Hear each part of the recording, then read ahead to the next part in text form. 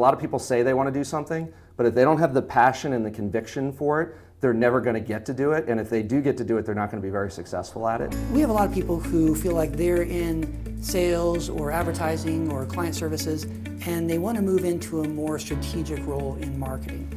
So what are your words of advice to help them understand what it is that they have to do, what they have to think about, what they have to experience, so that they can eventually move into that spot where they can start to look more from a strategic level at the business? Yeah, you know, it's a great question. I don't think there's an easy answer. You know, I would say for me, it starts with, it's got to be more than words, because a lot of people say they want to do something, but if they don't have the passion and the conviction for it, they're never going to get to do it. And if they do get to do it, they're not going to be very successful at it. And so I think they have to have those two things first and foremost. And then I think they have to ask themselves, and you got to be honest with yourself, right? Do you have the intellect for that? Are you curious? You know, I just told the group of marketers out there, if they're not curious, they shouldn't be in marketing.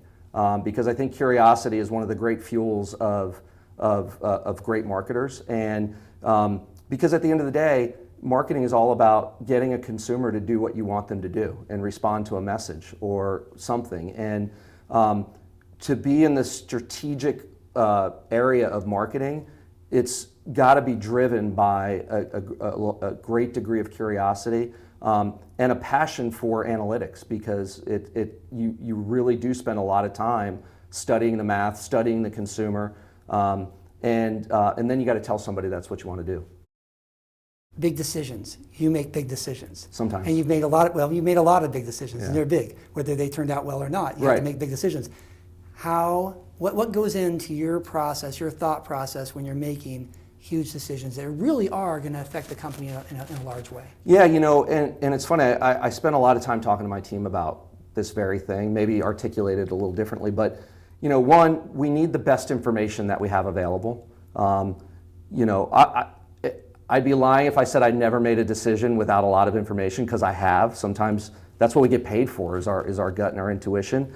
But you know, for the really big decisions, I want as much information as I can get. And you know, what I talk to my team a lot about is we're going to make the best decision at that time when we have the information.